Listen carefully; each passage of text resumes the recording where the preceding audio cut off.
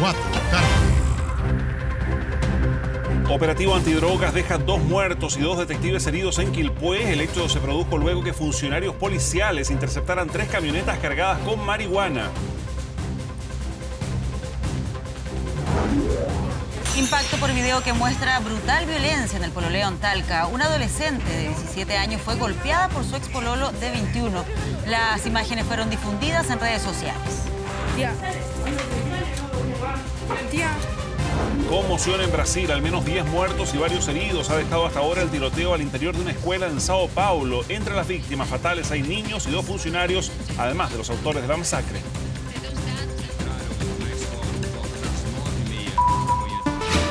Último minuto. ¿Cómo les va? Muy buenas tardes. Comenzamos justamente con lo que les anticipábamos en titulares, este tiroteo al interior de una escuela en la zona de Sao Paulo, en Brasil, que ha dejado hasta el momento al menos 10 muertos y 17 heridos. Claro, porque la cifra de fallecidos ha ido en aumento. Estamos con Ignacio Martirene para que nos cuente los últimos antecedentes al respecto. Ignacio, ¿cómo estás? Muy buenas tardes. ¿Qué tal? Muy buenas tardes, Patricia, Mauricio. Buenas tardes para todos. Sí, un hecho realmente trágico que ha conmocionado a gran parte de Brasil y en particular a la ciudad de Sao Paulo, en esta zona que queda muy cercana a la capital paulista, donde se encuentra este centro educativo en el que hasta el momento se informa de la muerte, como decían, de 10 personas a raíz de este tiroteo. Los bomberos señalaron que entre las víctimas fatales hay 7 niños, la directora de la escuela y 2 adolescentes, según consignan varios medios, aunque otros hablan solamente de una funcionaria del establecimiento. Todos ellos fueron presuntamente atacados a balazos por estas 2 personas en el establecimiento educativo, los 2 adolescentes que después se suicidaron, según han informado las autoridades. Un portavoz de la policía militarizada explicó que estos 2 encapuchados, aparentemente adolescentes, ingresaron a la escuela pública Raúl Brasil, que queda en Suzano, a unos 60 kilómetros de la capital paulista, en una zona menos poblada de esa ciudad, y efectuaron varios disparos al interior del establecimiento. El hecho ocurrió sobre las 9:30 de la mañana. Y según medios locales, los 2 atacantes habrían matado a los niños y a la funcionaria de la escuela para luego suicidarse. Todavía no se ha divulgado la identidad de estas personas ni la edad de los niños fallecidos. Al lugar se movilizaron varias unidades de rescate, ambulancias y 2 helicópteros de la policía militarizada. Los medios locales mostraban en vivo la entrada de la escuela colmada de familiares, muy angustiados obviamente y asustados por esta situación, y miembros del cuerpo de bomberos y las fuerzas de seguridad. Según la policía militarizada, los agresores portaban un número no especificado de armas, así como algunos artefactos en mochilas semejantes a explosivos que ahora son investigados y periciados por las autoridades. El gobernador de Sao Paulo, João Doria, se trasladó de urgencia al lugar para informarse de estos graves hechos y estuvo presente junto a autoridades de la policía militarizada. Vamos a escuchar lo que decían precisamente los encargados de seguridad sobre este grave ataque ocurrido en esta escuela de Sao Paulo. Ellos ingresaron a la escuela, le dispararon a la coordinadora pedagógica, a otra funcionaria, entraron al patio y le dispararon a 4 alumnos, fueron al centro de lenguas y luego de eso se suicidaron en el corredor.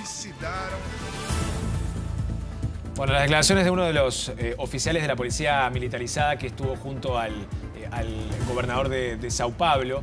Y hay que consignar también que es un hecho sorpresivo, que no es común, pero que sí tiene antecedentes ese tipo de ataques con tiroteos en Brasil. El último con fallecidos en una escuela también en ese país ocurrió en 2011, en Río de Janeiro, cuando murieron 12 niños a manos de un exalumno del centro de estudios que los atacó también a disparos. Sí, llama la atención en todo caso, Ignacio, aquí también que es en una zona, no sé si llamarla rural, pero es en las afueras de Sao Paulo. Es una zona menos poblada, lo vemos de hecho en las imágenes. Se nota, sí, no claro. solo los altos edificios tradicionales del centro de Sao Paulo, una zona en general que se identifica por lo que estaba revisando de medios brasileños, una zona tranquila mayoritariamente, donde situaciones de esta naturaleza evidentemente no habían ocurrido. No, claro, y por eso causan mayor conmoción y sorpresa. Fue un ataque realmente intempestivo que no tenía antecedentes en esa zona, en esa ciudad. pero todavía no está claro en realidad el vínculo de estos dos adolescentes presuntamente encapuchados que perpetraron este ataque a balazo. No se sabe si son alumnos, si son parte de la escuela. No hay detalles sobre ello. Todavía no hay detalles ni de la edad, ni de la identidad, ni tampoco está clara la edad de los niños fallecidos hasta el momento. Es una escuela con niños. Ahora, inevitable cruzar todo este hecho lamentable con la discusión política que se estaba llevando a cabo en Brasil, particularmente con esta idea del presidente Bolsonaro de hacer más accesible, de flexibilizar la entrega de armas, digamos, a la población. Que era una de sus promesas de campaña. Exacto, sí, que ya tiene un proyecto que lo ha enviado al Congreso en las últimas semanas y que se discutirá obviamente en los próximos meses. Me imagino que esta circunstancia va a generar un rechazo mayor, o por lo menos un debate mayor en torno a esa promesa de campaña del actual presidente Jair Bolsonaro, que es un defensor del porte de armas, lo fue durante toda su campaña, lo ha sido siempre como político y como exdiputado en Brasil, y es una cuestión que de verdad genera gran preocupación y conmoción, porque además, si uno quizás no puede hablar de que son hechos reiterados este tipo de ataques a establecimientos educativos, sí se puede hablar con claridad de las cifras alarmantes de violencia en Brasil, que es un país que no está en guerra, que no tiene tampoco una ola de narcotráfico desmedida como ocurre en otras naciones como México, pero en el que la violencia realmente es alarmante. Solo en 2017 se registraron más de 64.000 homicidios, o sea, 175 personas asesinadas por día, según datos brindados por la ONG Fórum Brasileño de Seguridad Pública, en base a un estudio realizado ese año y publicado también en 2018. Estuvirían en situaciones de delincuencia, lo digo porque muchas veces ese argumento se utiliza a favor de aquellos que sí están de acuerdo con que se pueda acceder a las armas de manera más fácil, como un modo de enfrentarlo. Lo digo porque es parte del debate que se genera en torno a esto. Siempre ese es el argumento de la gente que está a favor del porte de armas, los detractores de facilitar que civiles se armen. Lo que dicen precisamente es que en muchas circunstancias que un civil esté armado lo que genera no es una prevención o evitar un homicidio, sino que facilita una escalada de violencia. Puede derivar en lo que hemos visto en Estados Unidos. Claro, y más en este tipo de ataques, cuando, claro, son civiles que con armas de fuego ingresan a establecimientos educativos u otro tipo de establecimientos donde hay gran cantidad de público y atacan a la gente y terminan provocando varias muertes, como es muy común, sí, en Estados Unidos en los últimos años, donde también el debate por el porte de armas es constante, permanente, y en muchos estados se niegan a inhabilitarlo o a prohibirlo.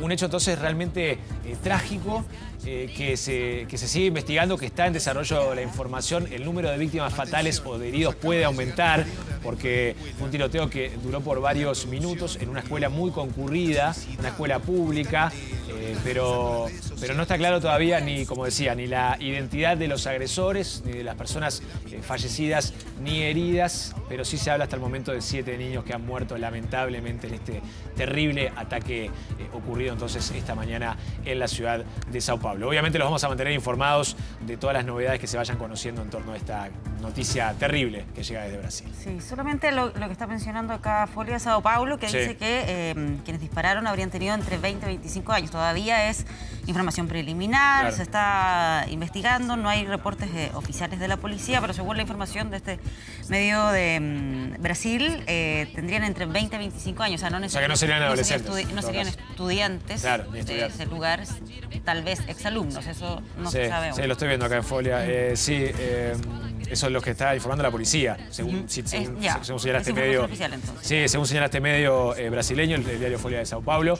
Habrá que ver entonces si se confirman estos datos, si se confirman las identidades y el vínculo, bueno, obviamente las causas, las razones de haber perpetrado este horrendo ataque, este violento ataque en esa escuela de Brasil. Pero a medida que pasan los minutos se van conociendo más detalles de este ataque. Y aparte recordemos lo que decía, todavía los cuerpos de seguridad están en el lugar, están con un cerco en el entorno de esa zona donde está obviamente ese instituto educativo, por lo cual, bueno, la información se va conociendo también de manera dosificada, porque claro, hay también hermetismo por parte de las autoridades, aunque como decía, ya se encuentra hace rato el gobernador de Sao Paulo allí en el lugar, informándose de todo lo que está ocurriendo con la policía militarizada, que fue la que concurrió de inmediato una vez se realizó la alerta por este ataque.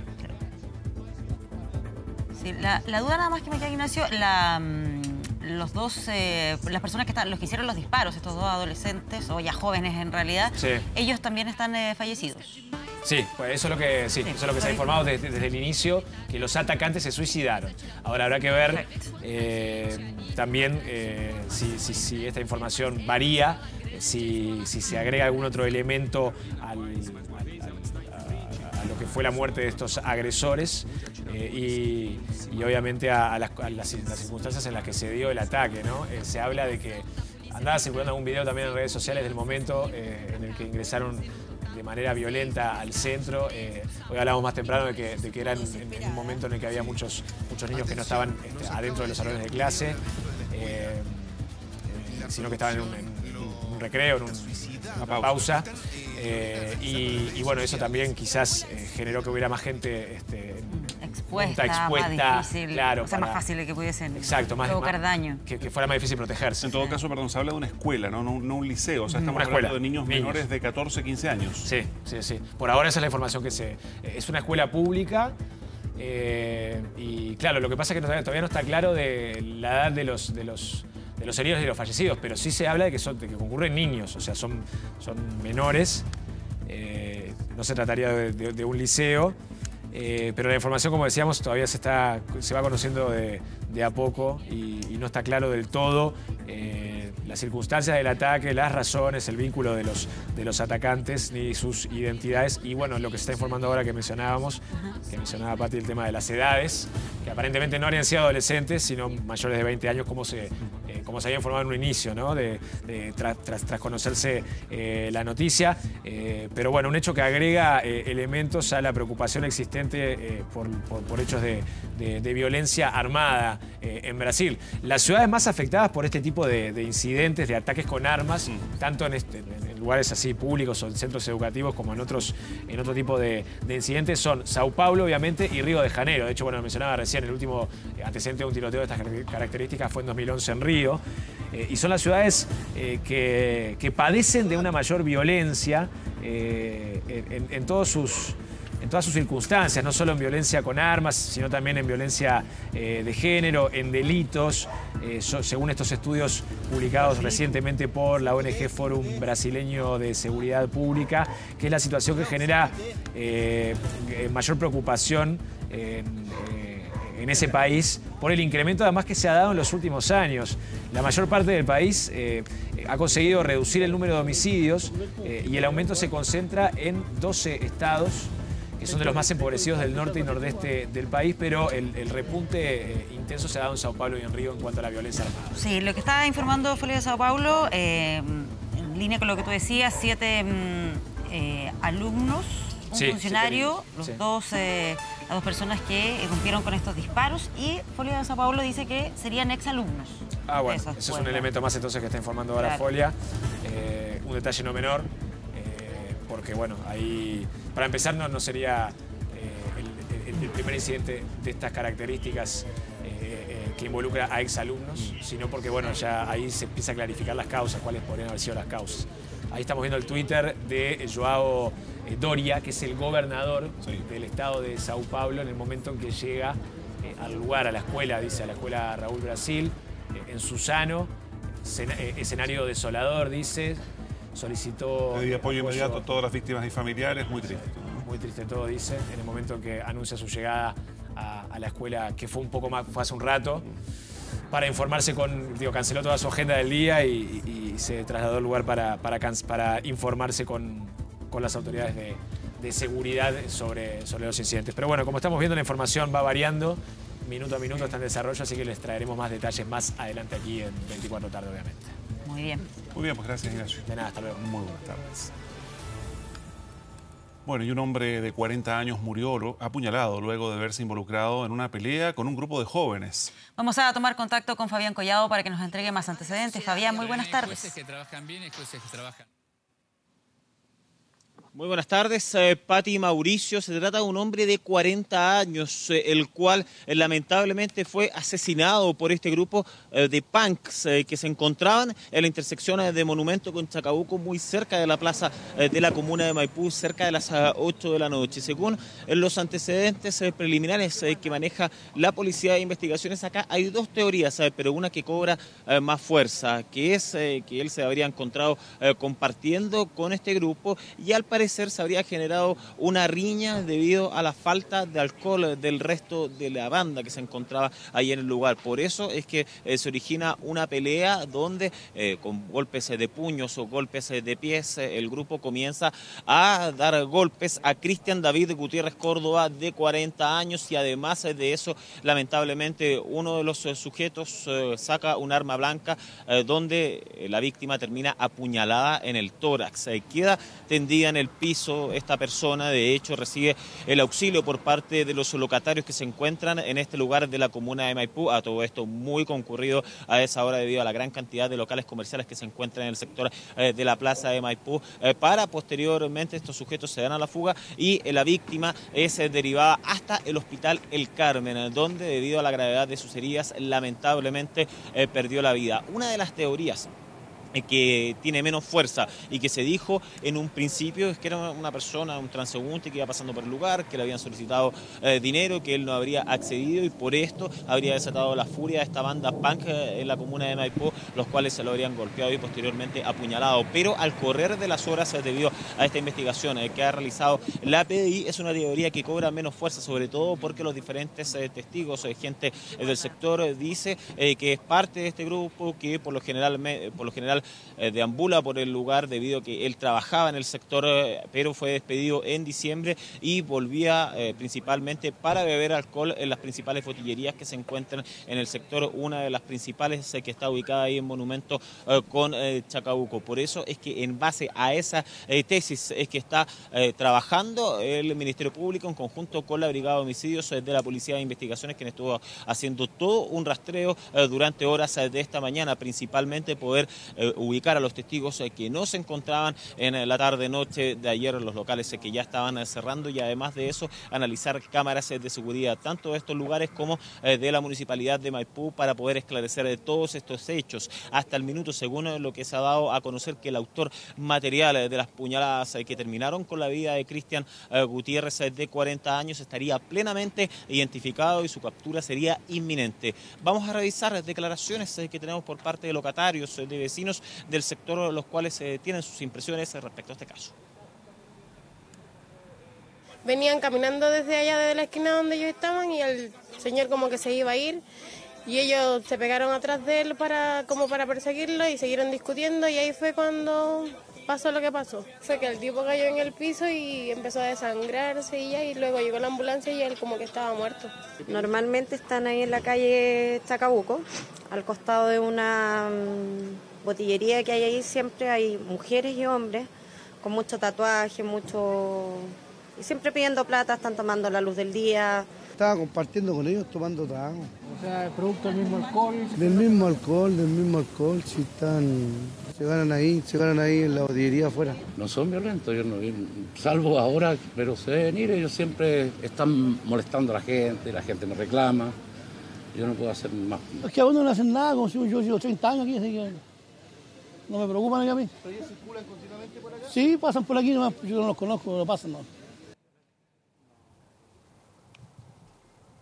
Claro, eso sí, como dicen las personas, son conocidos del sector principalmente porque generan la molestia a las personas. Efectivamente, hay otros transeúntes a los cuales se han visto afectados porque les solicitan dinero, como se dice en el chilenismo, están macheteando para poder comprar más alcohol en estas botillerías. Llegan aproximadamente durante el mediodía, pasado la hora de almuerzo a veces, y se quedan hasta altas horas de la noche deambulando por el lugar. Según los antecedentes que maneja, de hecho, Carabineros en conjunto con la Policía de Investigaciones, serían 7 personas en total, la banda de punks que anda por el sector de la comuna de Maipú. Pero quienes están investigando directamente a 2 mujeres y un hombre. Según los detalles, sería el hombre quien habría propinado las puñaladas, o sea, estaríamos hablando del autor material de estos hechos que está plenamente identificado. También Carabineros lo que nos decía en paralelo, que obviamente se van a reforzar los servicios policiales en el lugar a raíz de lo que aconteció durante la jornada de ayer, a poder tener más carabineros que estén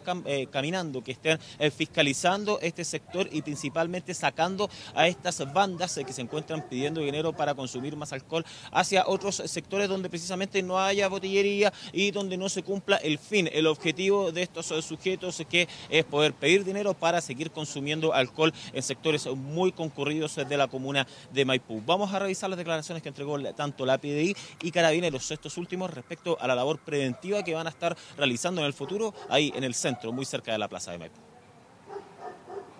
Vamos a iniciar procesos de copamiento en el área. El copamiento guarda relación con visualizar medios, en especial de infantería, que lo que buscan en el fondo es lograr que estas personas se muevan del lugar. Hay que entender que en ese lugar, específicamente donde ocurren los hechos, también está desarrollado lo que es la parte un poco más de venta de alcohol, por lo cual se prestan un poco para lo que es pedir dinero en la calle, como lo es molestar a los transeúntes. Entonces, ¿cuál es la idea de nosotros? Lograr que estas personas se muevan de ese lugar a través de, en este caso, las facultades legales que los da la ley de alcoholes, como asimismo lo que es el control de identidad investigativo y preventivo. Estamos levantando información, ya tenemos algunos antecedentes que mejoran la información preliminar que teníamos durante la madrugada y que dice relación que efectivamente la víctima era una persona que estaba sin trabajo y bajaba casi todos los días, digamos, venía al centro y compartía acá con amigos del sector, que es gente que también está en la calle. En esa dinámica, que lo que tenemos hasta el momento es que ayer se habría producido una discusión, no tenemos el móvil hasta el momento, ni el por qué se produce esta discusión y sostienen esta pelea aquí en el sector, que finaliza aquí frente a uno de los locales.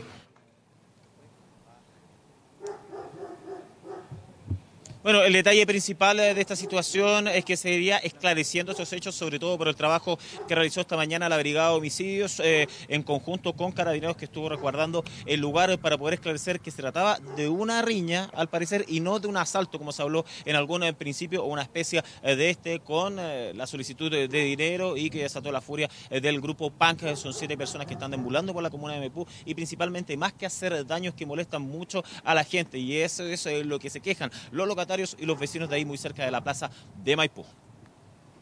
Muy bien, Fabián, muchas gracias por esta información. Buenas tardes. Gracias, Fabián. Buenas tardes.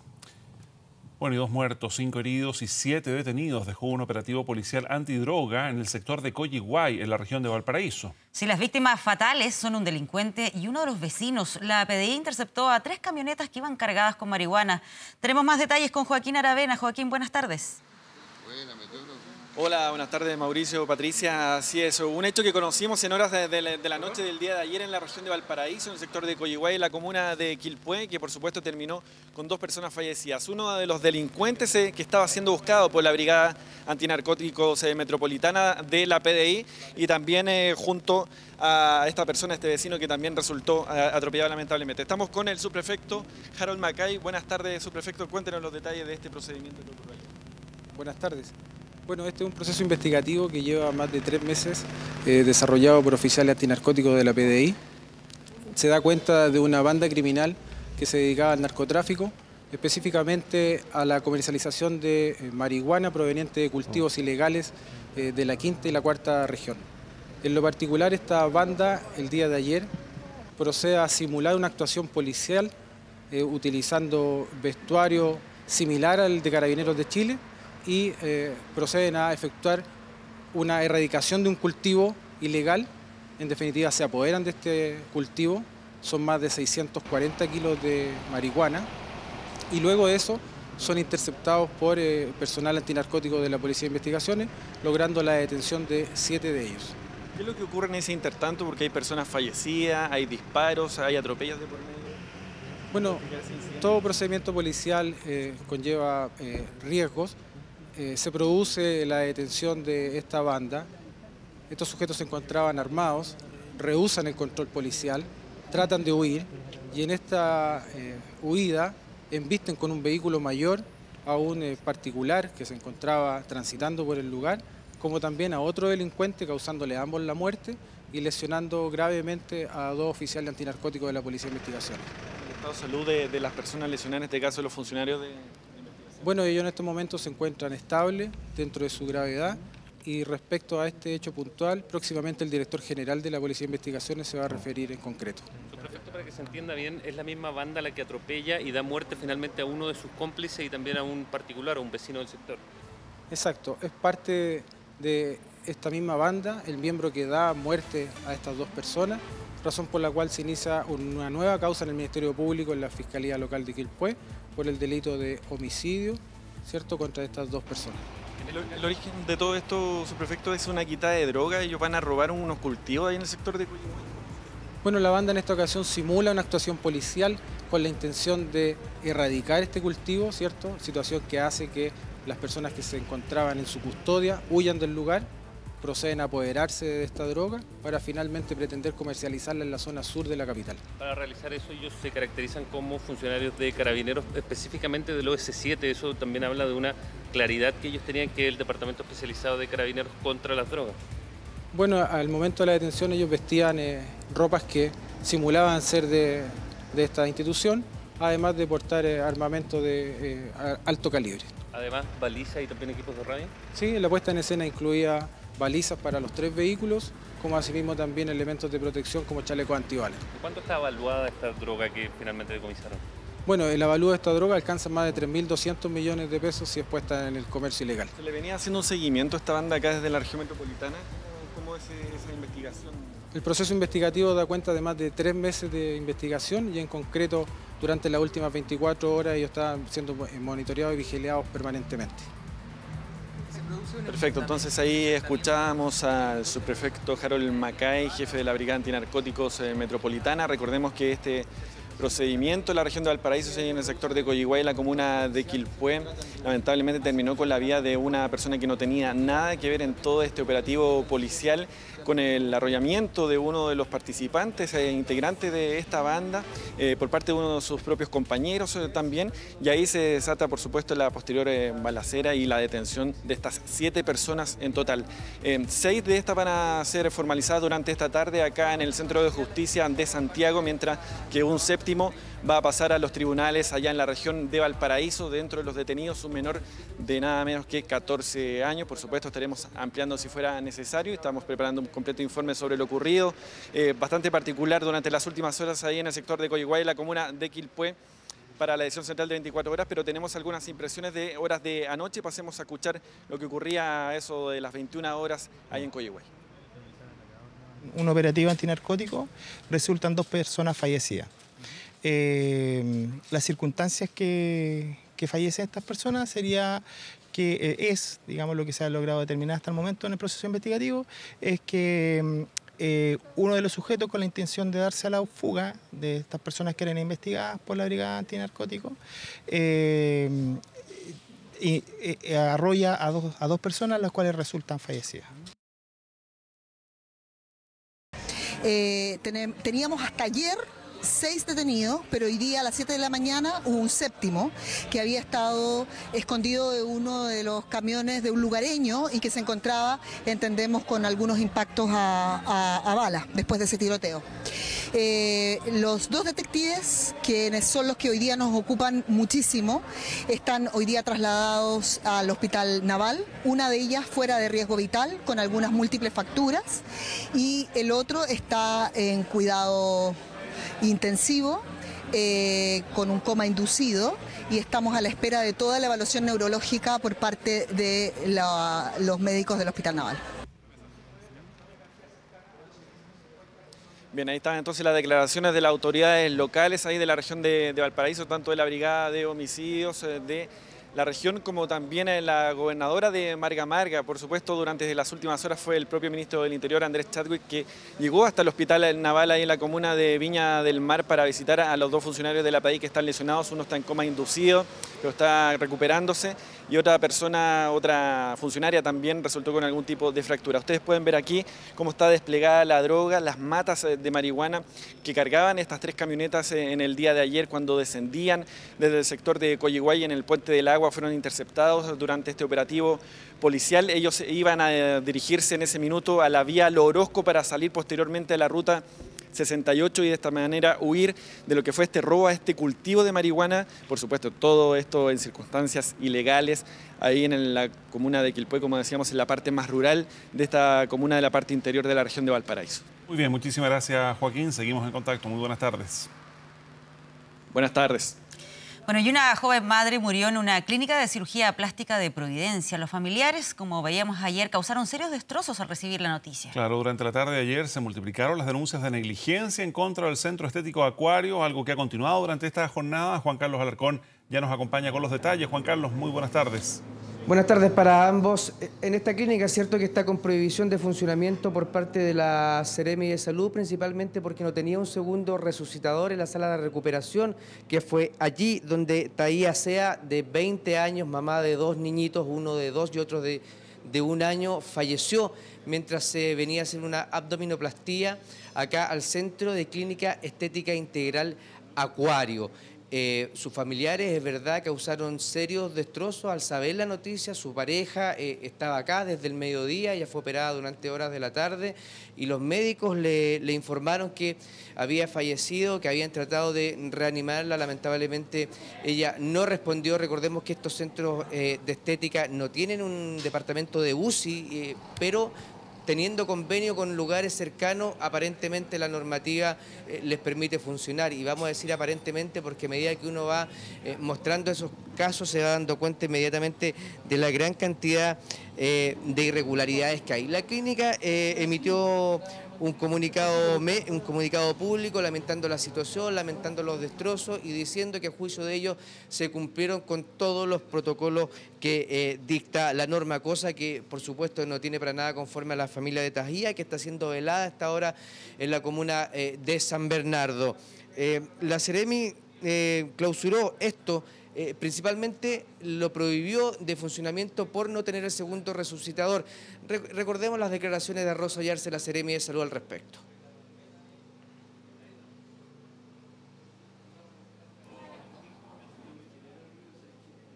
Cuando uno ha tomado la decisión sobre esto, es ver su estado de salud. Eso es lo primero, en qué condiciones de salud, y eso el clínico que la atiende tendrá que solicitarle los exámenes correspondientes para ver que esta persona no tenga una enfermedad de base como una hipertensión, diabetes o algún problema cardíaco. Eso básicamente, y para ello le pide una serie de exámenes. Posteriormente la persona también tiene que investigar sobre este profesional que la va a atender, si está inscrito o no en la Superintendencia de Salud, y además también tener antecedentes del lugar donde va a realizarse esta cirugía, dado ante una emergencia, si va a contar o no con las posibilidades de salvar la vida en este caso. Ya, pero lo que dice la Seremi y lo que dicen las autoridades tiene bastantes matices. Yo le muestro la prohibición de funcionamiento, pero estas clínicas funcionan muy al límite de la ley, lo podría decir uno, prácticamente al filo. Fíjense que el responsable, Jorge Sepúlveda, un médico que no tiene la especialidad de cirujano plástico, él es anestesista.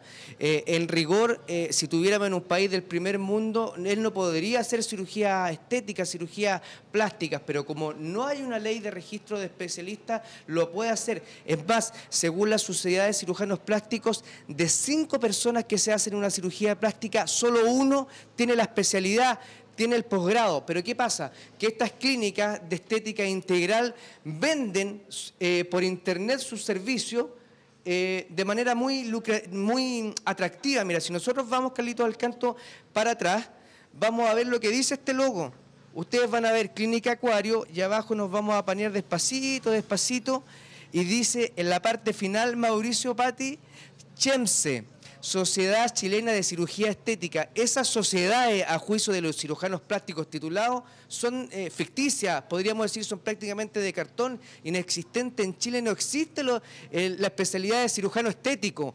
Por lo tanto, ellos juegan mucho con la fe pública, bastante al filo de la ley, y por eso que ayer, al saber la noticia, los casos de irregularidades en contra de Jorge Sepúlveda y en contra de esta clínica, que ojo, ya cambió una vez de nombre por un problema similar, tuvieron que pagar una demanda de 28 millones de pesos, se empezaron a multiplicar de personas que quedaron mal, de personas que quedaron con secuelas. Pasemos a revisar esos casos que dimos a conocer ayer. Mi operación quedó fea, no tengo ombligo, mi ombligo desapareció, no sé qué pasó, tengo como una especie de hendidura ahí con una cicatriz fea, está realmente mal, sí, fea. No, yo estuve con una depresión por la raíz de esto, después de la operación. ¿Qué te pasó cuando supiste que había fallecido esta niña? Me dio como un miedo de decir podría haber sido yo. ¿Tú te hiciste lo mismo que la niña que falleció? Una abdominoplastia con liposcultura. No, quedé bien operada. Me salieron queloides, la operación se puso roja y me quedaron unos cachitos a los costados. A mí me operaron el 4, el día 5 me dieron de alta y yo a los 2 días tuve una hemorragia severa y estuve en riesgo vital en la clínica Vespucio. Estuve en la UTI y quedé más encima con una deuda de 3.700.000.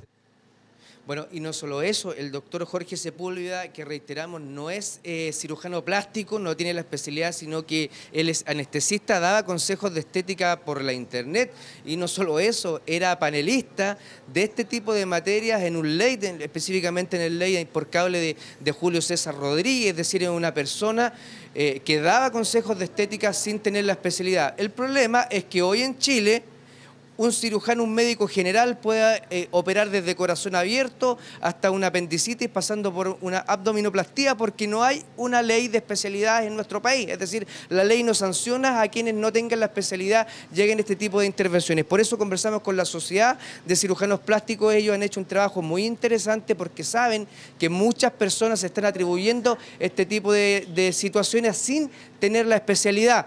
Conversamos con él y estas son las declaraciones y algunos tips que nos da con respecto también a la profesión y a la especialización.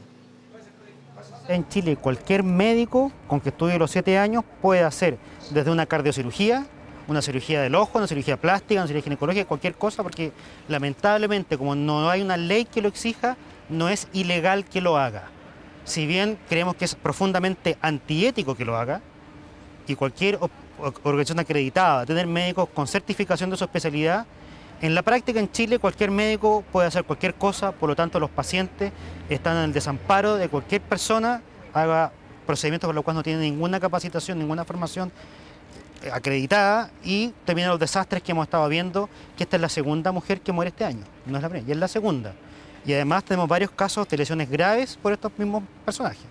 Claro, en términos similares, Juan Carlos, conversábamos ayer aquí en 24 Tarde con el presidente de la Sociedad Chilena de Cirugía Plástica y uno se preguntaba también, primero, por la ética de estos profesionales.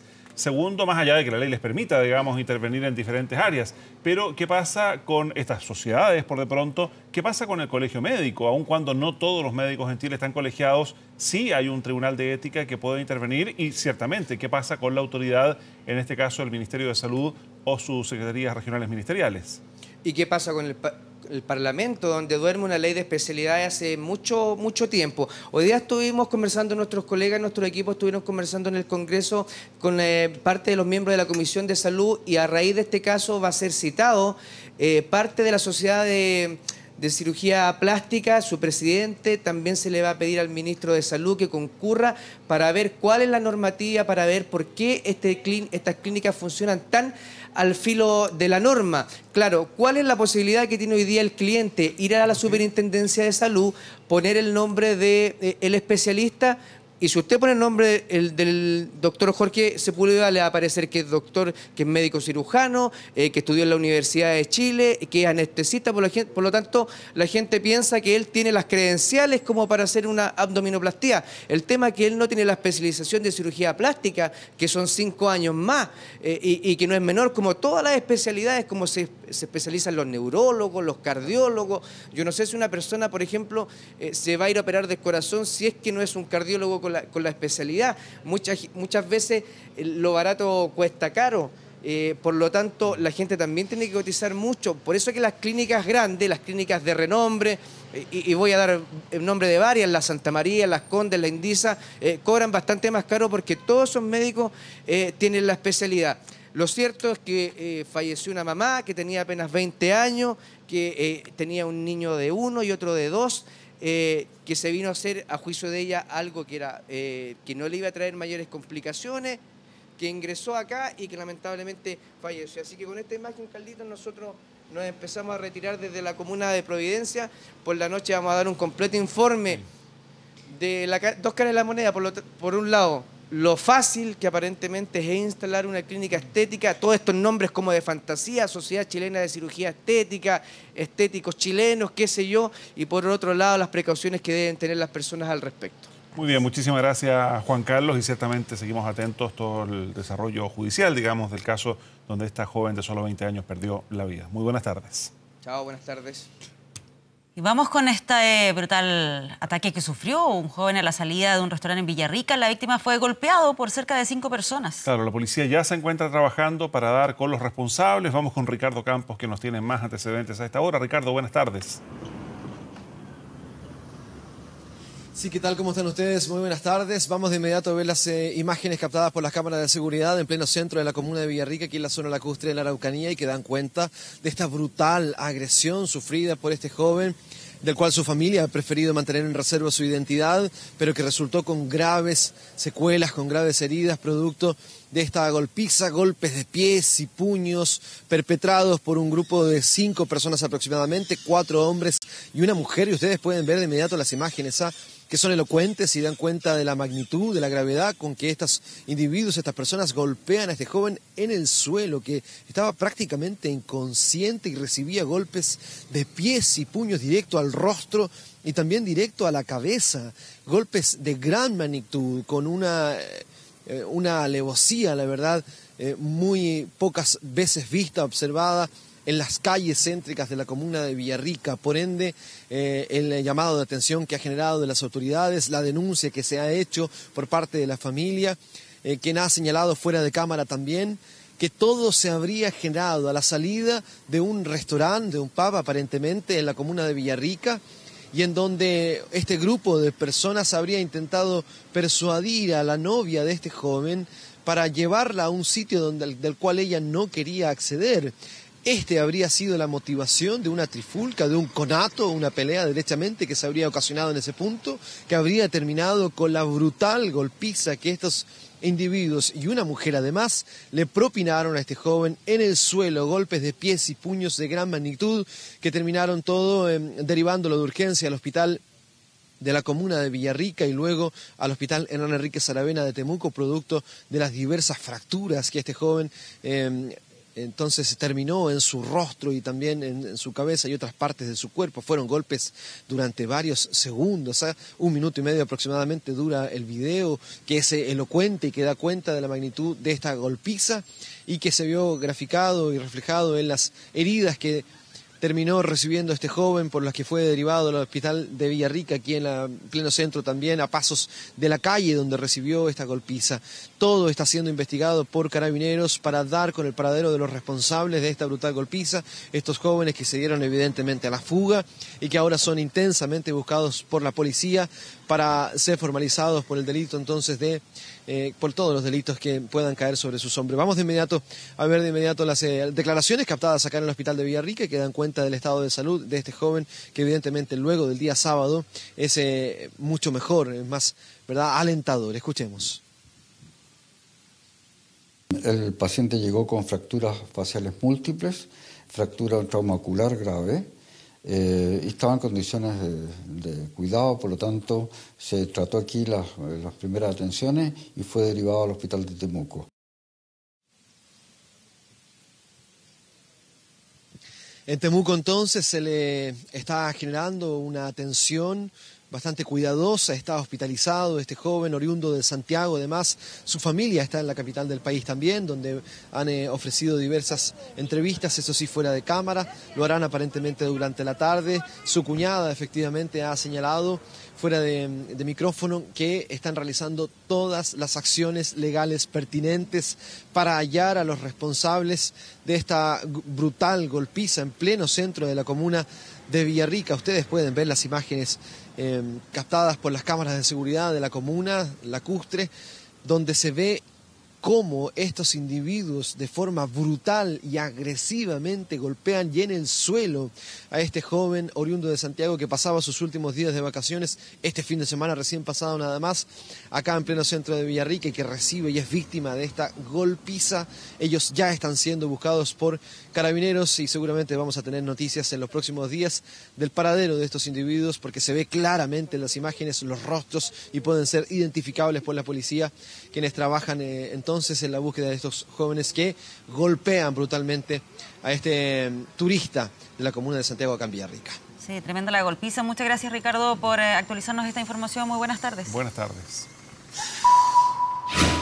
Último minuto. Sí, vamos a actualizar la información que entregábamos al comenzar 24 tarde respecto de este tiroteo al interior de una escuela en las afueras de Sao Paulo, en Brasil, que deja hasta el momento 10 personas fallecidas y 17 heridos. Ignacio Martínez. Sí, Mauricio, Patricia, se acaba de actualizar la cifra de heridos. Me están informando que son 23, según están ya confirmando las autoridades de seguridad a los medios brasileños. 10 fallecidos, como decíamos, hasta el momento se habla de 7 niños. Una trabajadora, una funcionaria de la escuela atacada, y los 2 atacantes, que se ha confirmado ya la identidad de los mismos por parte también de las autoridades. Se trata de un joven de 17 años llamado Guilherme Tauchi Monteiro y otro de 25 que se llama Luis Enrique de Castro. Estos son las últimas informaciones que han sido reveladas por parte de las autoridades de la policía militarizada, que son consignadas por los medios brasileños. ¿Se ha ido confirmando si eran o no exalumnos? Que era una información preliminar. Sabés que en realidad algunos medios dijeron que eran exalumnos, ¿ya? Y ahora se está esa información descartando, o sea, no se ha confirmado del todo, por lo cual sigue modificándose el detalle sobre esa noticia, sobre ese dato, por lo cual yo no lo podría confirmar todavía, no es pero es una posibilidad que se maneja por parte de las autoridades. Lo cierto es que en realidad son bastante grandes de edad, o sea, uno tiene 25, pueden llegar a ser en todo caso ex estudiantes, pero todavía no está confirmado, es algo que se está verificando, y se conocieron también otras imágenes que ahora vamos a estar repasando del momento en el que salen corriendo desde adentro de la institución varias personas cuando se realiza este ataque. Como lo decíamos más temprano, fue en un momento de un receso, de un recreo, por lo cual había varios niños y personas allí expuestas a los atacantes cuando ingresan de manera violenta e intempestiva a este instituto educativo que, recordamos, es la Escuela Pública Raúl Brasil, queda en la zona de Suzano, que queda a unos 60 kilómetros de la capital paulista, en la zona que se llama el Gran Sao Paulo, o el Grande Sao Paulo. Es una zona menos poblada y que es generalmente más tranquila, donde causó gran conmoción precisamente este ataque. Me dicen que ahora sí tenemos el video para repasarlo en estos momentos, del momento en que se efectúa el ataque. Un video que ha sido también publicado por varios medios brasileños, que tiene que ver con, ahí lo vemos, con los estudiantes cuando salen corriendo, luego que ingresan los atacantes al centro educativo, que se bajan de este automóvil. Ya hay, por cierto, varias imágenes que no vamos a compartir, que son terribles, de los atacantes muertos. Varias fotos que están circulando en las redes sociales. Para entenderlo, son quienes van a... Quienes realizan el ataque. Es el momento en el que se bajan del auto, en el que llegan a la... Esa es la puerta de la escuela. Para irlo complementando con lo que está informando de manera preliminar, Folha de Sao Paulo, lo que dicen es que primero habrían realizado un ataque en un servicentro cercano a la escuela. Ajá. Luego se estacionan ahí frente a la escuela, en la entrada. Entran y comienzan a disparar, primero a la coordinadora pedagógica, quien fallece inmediatamente. Después disparan a una segunda funcionaria de la escuela, que también fallece inmediatamente. O sea, son 2 funcionarias. Claro. Luego ingresan hacia el patio de la escuela. Como tú dices, era una hora de recreo, así es que habían varios alumnos en ese momento en el lugar donde ingresan estas 2 personas. Ahí es donde abren fuego, empiezan a disparar. 4 adolescentes mueren en ese lugar, otros resultan heridos. Y luego avanzan hacia el centro de idiomas, que hay ahí en el interior de la escuela, en otro piso. Y allá la profesora que estaba en el lugar con algunos alumnos tratan de bloquear esa sala. y es en ese instante donde estas dos personas terminan disparando. Sí, la policía dice que iban fuertemente armados con 4 cargadores e incluso una ballesta. Sí, la ballesta esta arma de origen medieval, digamos, que dispara flechas a gran velocidad. Sí, sí. Se hablaba más temprano de un arco y una flecha, algunos medios. Bueno, sé que ahora está confirmando lo de la ballesta. Ahí ingresa uno corriendo. Se hablaba también, se mencionó por parte de las autoridades que iban con artefactos explosivos en las mochilas, que están siendo también analizados y periciados por la policía militarizada y por las autoridades de la policía científica, de las autoridades bombas molotov de seguridad, y ahí también empiezan a correr varios de las personas que estaban adentro del... Que debe ser el momento en que le disparan a la primera funcionaria. Entonces ahí ya escuchan los disparos, los que están cerca empiezan a huir y a tratar de abandonar la escuela al ver lo que estaba pasando. Deben haber sido seguramente los alumnos que estaban muchísimo más cerca de la entrada y tuvieron la oportunidad de arrancar. Sí, sí.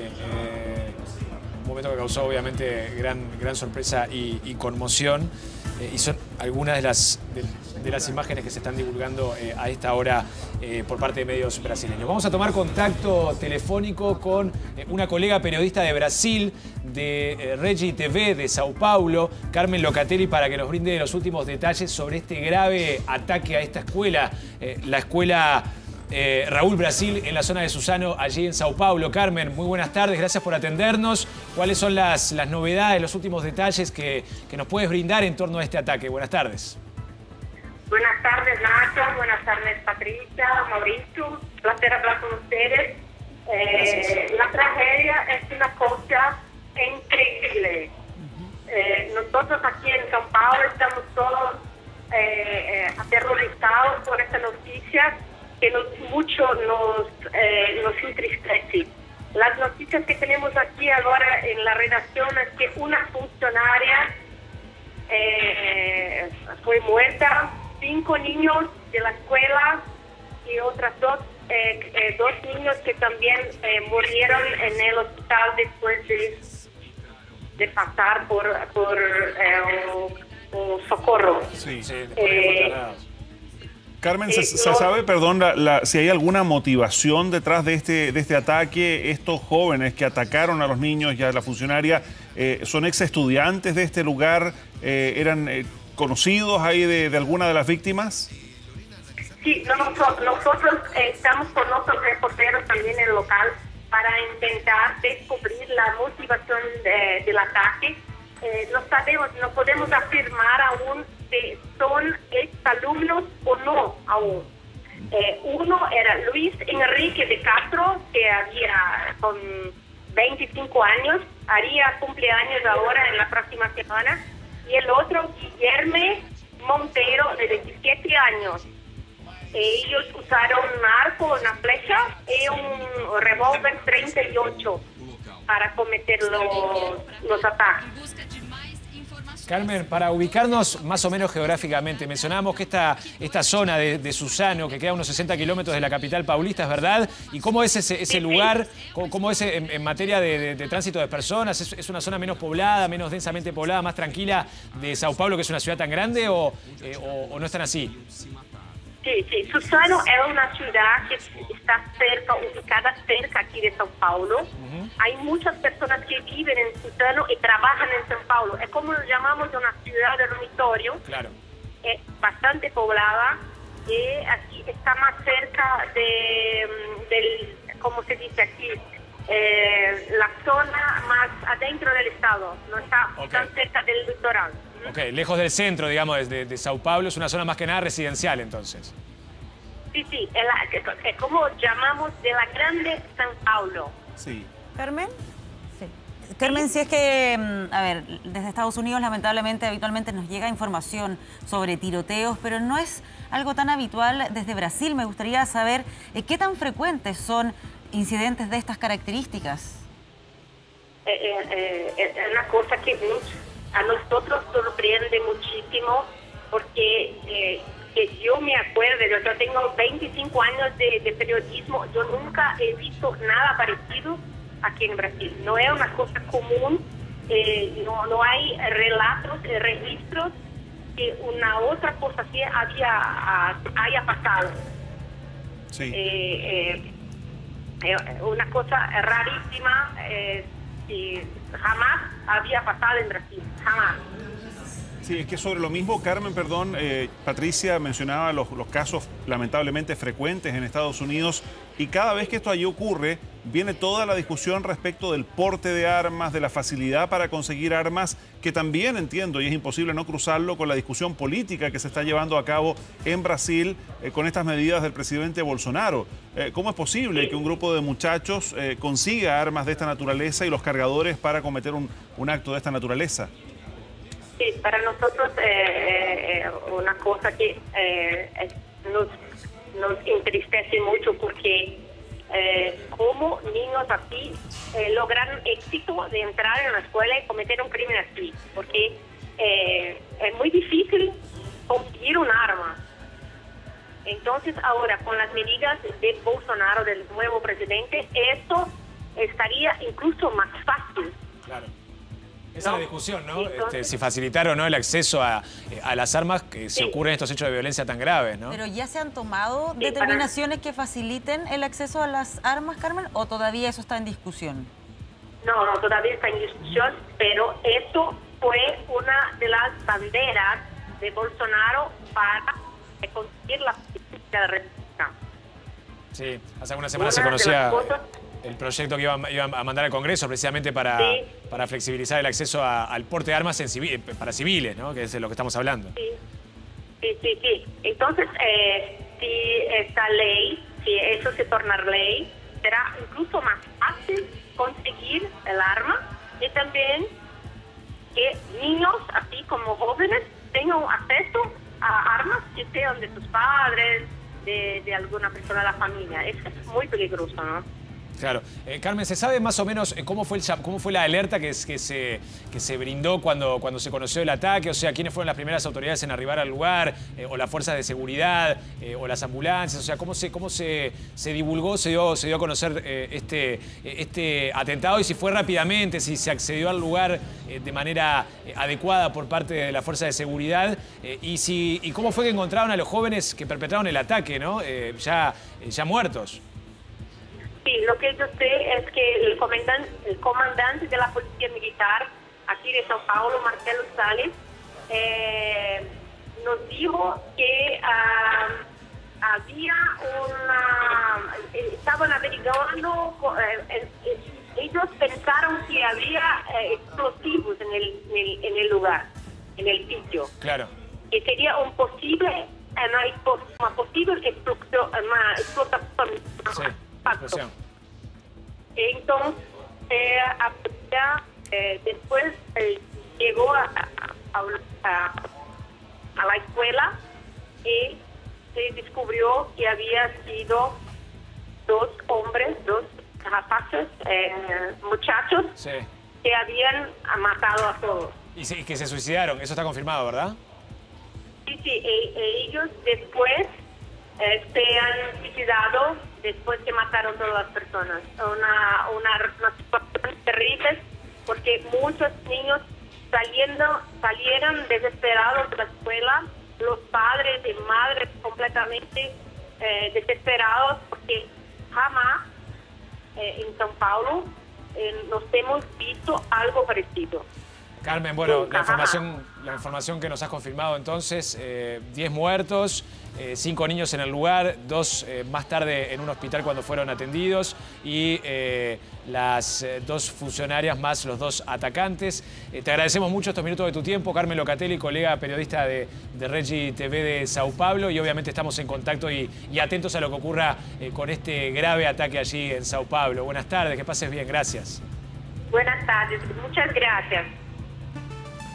Bueno, para ir cerrando ya las noticias en torno a este ataque en Sao Paulo, vamos a repasar lo que decían las autoridades de seguridad cuando arribaron al lugar y obtuvieron los primeros detalles de este grave ataque. Como decíamos, 10 muertos y hasta el momento 23 heridos. Ellos ingresaron a la escuela, le dispararon a la coordinadora pedagógica, a otra funcionaria, entraron al patio y le dispararon a 4 alumnos, fueron al centro de lenguas y luego de eso se suicidaron en el corredor. Avanzamos en otras noticias. Un edificio de 3 pisos donde estaba ubicada una escuela de educación primaria se derrumbó este miércoles en Lagos, la capital de Nigeria, dejando a más de 100 personas atrapadas entre niños y maestros de la institución, según estimaron las autoridades y residentes de la zona. Se sigue trabajando allí por parte de los equipos de emergencia para intentar rescatar a los menores y docentes que se encontraban en clase cuando se produjo este sorpresivo y grave derrumbe. La escuela Baden se encuentra en este edificio ubicado en la isla de Lagos, uno de los distritos centrales de la capital nigeriana densamente poblado. Algunos residentes indicaron que al menos 10 niños fueron rescatados con vida hasta el momento, pero las tareas de salvataje continúan en el lugar. Medios locales informaron que el colapso del inmueble se produjo sobre las 10:20 de la mañana, hora local. El gobierno del estado de Lagos difundió imágenes del edificio derrumbado y de los equipos de salvamento trabajando en el lugar inmediatamente después del accidente. Todavía no está claro el número del todo de personas heridas o fallecidas, pero se teme que los más de 100 niños y educadores hayan quedado atrapados bajo los escombros. Como decíamos, ya una decena han sido rescatados de los niños que estaban en el lugar. Las imágenes de la zona, emitidas por canales de televisión locales y por las redes sociales, mostraban a una multitud, como estamos viendo, en el entorno de los restos de este edificio derrumbado. De acuerdo a algunos medios, el inmueble era de uso residencial, pero albergaba en una de sus plantas, en un edificio de 3 pisos, a esta escuela. Un derrumbe que causó gran sorpresa y que no ocurrió ni por un temblor ni por otro tipo de circunstancia. Y lamentablemente los derrumbes de edificios son frecuentes en Nigeria por deficiencias de la construcción e incumplimientos de las normativas vigentes, según han informado medios internacionales. El diario El País de Madrid, por ejemplo, consignó hoy que en septiembre de 2014 116 personas murieron en otro incidente de estas características, cuando un inmueble de 6 pisos cayó también sorpresivamente. La investigación en ese entonces determinó que tenía fallas estructurales y que había sido construido de forma irregular. Mientras que en diciembre de 2016 al menos 60 personas murieron al desplomarse el techo de una iglesia en la ciudad de Uyo, en el este del país. Una circunstancia que todavía no está clara las causas de este derrumbe, ni el número de afectados, de víctimas fatales o de heridos, pero que, como decíamos, es habitual lamentablemente y tiene que ver con estos problemas de estructura de muchos edificios, ¿no? En ese país africano, y la falta de controles. Y aparte lo vemos, ¿no?, en el entorno, cómo se generó esta situación en la que la gente estaba parada arriba de los escombros directamente cuando estaban intentando rescatar a las víctimas por la conmoción que provocó el hecho, con muchos familiares de los estudiantes de esa escuela, que tampoco se sabe bien si estaba de manera irregular funcionando ese edificio o si tenía todos los controles y todas las autorizaciones para ejercer sus funciones, pero aparentemente formaba parte de un edificio residencial, según las informaciones que se han consignado después de este accidente. Hablamos ahora de la situación generada por este otro grave siniestro ocurrido con la caída del avión de Etiopía el pasado domingo, y este país africano carece, según se ha informado, de medios para descifrar las cajas negras del Boeing 737 MAX 8 que se estrelló el domingo en la capital, Addis Abeba, causando la muerte de sus 157 pasajeros, por lo que las cajas serán enviadas al extranjero para un análisis. El presidente ejecutivo de la aerolínea Ethiopian Airlines, la afectada por este grave accidente del domingo, afirmó a la CNN que las cajas negras deberían ser examinadas en el extranjero, en un país elegido por los investigadores, posiblemente Estados Unidos o un país de Europa, para acelerar la investigación. El ejecutivo indicó además que el piloto del avión tuvo problemas de control de vuelo, así que pidió volver a la base, según la grabación de una conversación con el control de tráfico aéreo que detalla los momentos finales del vuelo 302, y agregó que al piloto se le concedió permiso para volver a tierra al mismo tiempo que el vuelo desaparecía del radar, mientras, Mauricio, numerosas aerolíneas y países prohíben el uso de estas aeronaves. Sí, de hecho, esta mañana lo resolvió toda la Unión Europea. O sea, hay aerolíneas que voluntariamente han decidido no ocupar estas máquinas, pero también países completos que han dicho: sobre nuestros cielos no pasan. Ocurrió esta mañana con la Unión Europea, y recién la misma decisión la tomó Canadá, y de esta forma Estados Unidos, al cual pertenece la compañía Boeing, prácticamente es la única nación que todavía permite el sobrevuelo de este modelo, que es un modelo bien específico. Sí, tal cual. Recordemos que Boeing es una empresa privada, pero claro, es estadounidense, y el gobierno de Donald Trump hasta el momento no ha prohibido la utilización de este aparato, como mencionaba, se ha quedado un poco aislado ahora en cuanto al resto del mundo que sí lo ha hecho. Es una aeronave, como tú decías, que es la 737 MAX 8, que se sigue fabricando, que tenía muchísimos pedidos a nivel internacional, que es nueva, comenzó a operar en 2017. Es utilizada por distintas aerolíneas en todo el mundo y además tiene tiene variantes de este modelo. Está el MAX 9 y el MAX 10 también, que varía la dimensión del avión y la cantidad de pasajeros que puede albergar. Ahora, una cosa es que el gobierno estadounidense autoriza, digamos, que estas máquinas sigan operando sobre su espacio aéreo, pero temprano el presidente Donald Trump, una vez más a través de Twitter, se trenzó en toda una controversia ironizando respecto de estos accidentes. Sí, algo que se le critica habitualmente, que la verdad que es muy criticable, es que en un comentario irónico y desafiante, Trump hace referencia a un accidente, una tragedia en la que murieron 157 personas. Trump lo que hizo en Twitter fue criticar que este tipo de aeronaves a nivel técnico son cada vez más complejas de pilotear y entonces que ya a esta altura las aeronaves se están volviendo demasiado complejas y en tono irónico opinó que ya no se necesitan pilotos, sino científicos, informáticos, expertos de MIT, dijo, del Massachusetts Institute de Tecnología, el Instituto de Tecnología, uno de los más prestigiosos de Estados Unidos, y dijo además, no sé ustedes, pero yo no quiero que Albert Einstein sea mi piloto. En ese comentario en Twitter el presidente de Estados Unidos, que bueno, generó gran polémica, críticas, y que después provocó que el presidente de la compañía de Boeing se comunicara con Trump de manera telefónica, según ya ha sido informado en distintos medios, para aclararle que estos aviones para la compañía son perfectamente seguros y que estos son accidentes particulares. Porque todo esto también, recordemos, parte porque en los últimos meses el segundo accidente de este mismo modelo, el año pasado, en octubre, en Indonesia, de la compañía Lion Air, sufrió otro accidente, una aeronave de las mismas características, del mismo modelo, en el que murieron 190 personas y también pocos minutos después de despegar.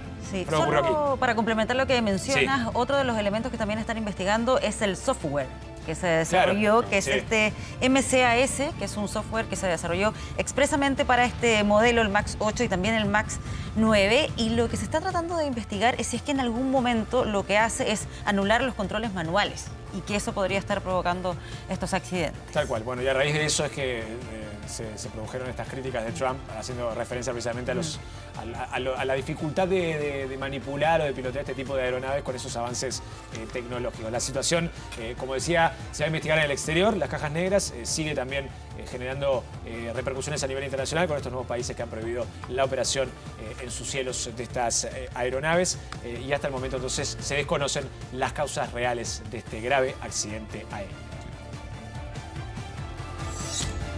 Hablemos ahora nuevamente del Brexit, que fue rechazado otra vez este martes en el Parlamento británico, el último acuerdo que había sido negociado por la primera ministra Theresa May con la Unión Europea, y ahora la Cámara de los Comunes deberá votar nuevamente esta tarde, a las 16 horas de Chile, si acepta o rechaza la posibilidad de un retiro sin acuerdo del bloque europeo o si se pide una postergación para el divorcio del Reino Unido. Con una votación ayer de 391 contra 242, los legisladores rechazaron este nuevo acuerdo que había alcanzado la primera ministra en una reunión de urgencia mantenida el lunes con el presidente de la Comisión Europea, Jean-Claude Juncker, en Francia, en Estrasburgo. El fiscal general británico ya había advertido que la iniciativa de May seguía sin resolver el riesgo jurídico en materia aduanera, a pesar de las enmiendas que había anunciado el lunes, principalmente sobre la cuestión más debatida, que es la frontera entre Irlanda e Irlanda del Norte, esta última perteneciente al Reino Unido. Tras este nuevo fracaso, se realiza, como decía, esta tarde una nueva votación para que los parlamentarios definan si se concreta el Brexit sin acuerdo. De mantenerse la negativa, mañana jueves se va a realizar otra votación para ver si se pide el aplazamiento de la fecha prevista para la salida de la Unión Europea, que recordemos está pactada con Bruselas para el 29 de marzo. Por ahora, esta última parece la opción más viable, más plausible, ya que en el Parlamento no hay apoyo, no habría apoyo para un Brexit sin acuerdo. y la Unión Europea se ha manifestado proclive a postergar la salida como última opción porque no tiene margen de maniobra Theresa May ya para negociar una salida con un acuerdo en esta fecha pactada. Una parte de Venezuela todavía padece la falta de agua, aunque ya se ha restablecido el suministro de energía eléctrica en la mayor parte del territorio de ese país, interrumpida hace 6 días por el peor apagón de la historia de Venezuela. La mayor parte de Caracas ya recuperó la electricidad, pero estados como Mérida, Táchira, Trujillo y Zulia, en el oeste del país, mantienen amplias zonas sin luz. Pero el problema mayor ahora sigue siendo el del suministro de agua que ya les mencionábamos ayer. Largas filas se han formado en torno a camiones cisterna dispuestos por el gobierno y también por alcaldías para la distribución de agua potable y principalmente en Caracas, donde el suministro sigue siendo escaso. La emergencia que alcanzó a la capital venezolana por el apagón y a 22 de 23 estados del país comenzó el jueves pasado. Y recién, ayer martes, el gobierno anunciaba el restablecimiento parcial de la energía en el territorio, en casi todo el territorio. Sin embargo, miles de personas protestaron este martes nuevamente en distintos puntos del país, en manifestaciones espontáneas que habían sido convocadas por el líder opositor Juan Guaidó para exigir la restitución de los servicios de agua y de luz. Los manifestantes salieron a las calles de las principales ciudades, a pesar de que el vicepresidente de Comunicaciones, Jorge Rodríguez, como le informábamos ayer, aseguraba que ya se había superado completamente el apagón. Además, líderes de la oposición exigieron y solicitaron al equipo que fue enviado por la alta comisionada de la ONU para los Derechos Humanos, Michelle Bachelet, que tome consideración de las necesidades que tienen los venezolanos a raíz de estas últimas circunstancias de crisis. Recordemos que ese equipo fue enviado para preparar una futura visita de la jerarca de Naciones Unidas a Venezuela. Sí, Ignacio, con estas imágenes nos vamos a ir a una muy breve pausa y al regreso vamos a estar comentando de otro apagón que ocurre a esta hora. Problemas con Facebook e Instagram a nivel global. Están reportando miles de usuarios, también acá en Chile. Vamos con esto y más a la vuelta de esta pausa. Venezuela, un ataque cibernético de alta tecnología.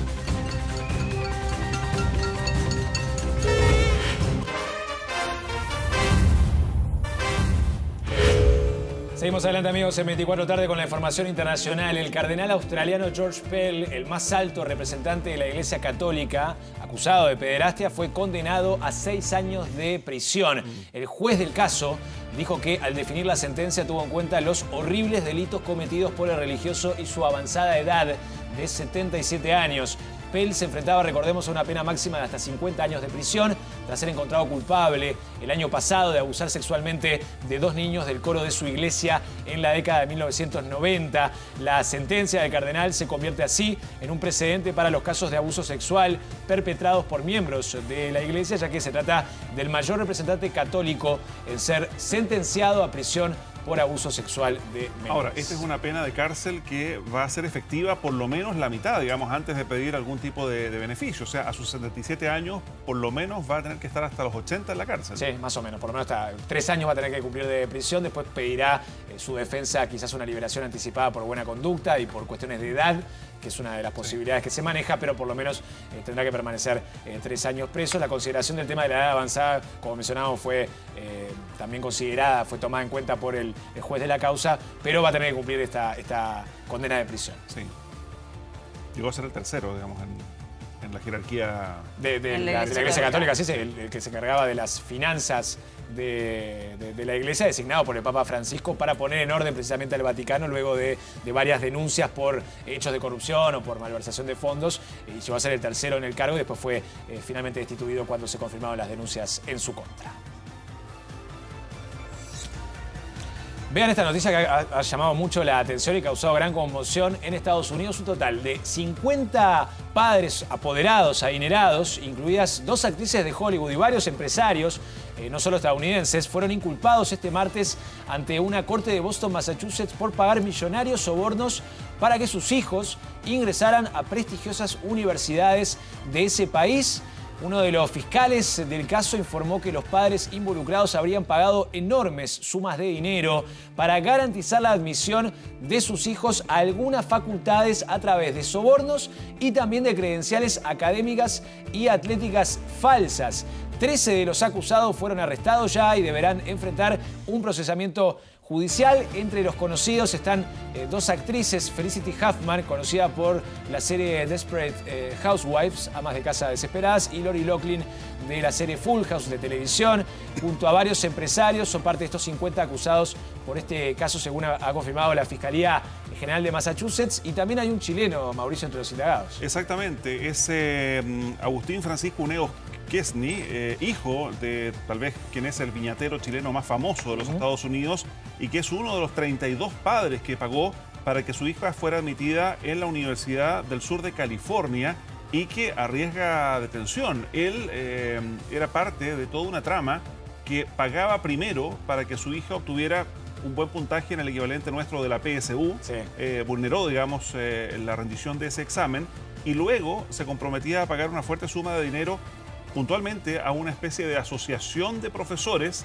para que a ella la admitieran a través de una beca deportiva. En este caso, como jugadora de waterpolo, que era una disciplina que no jugaba. En la que ella no sé si no jugaba, pero al menos no estaba calificada como seleccionada universitaria.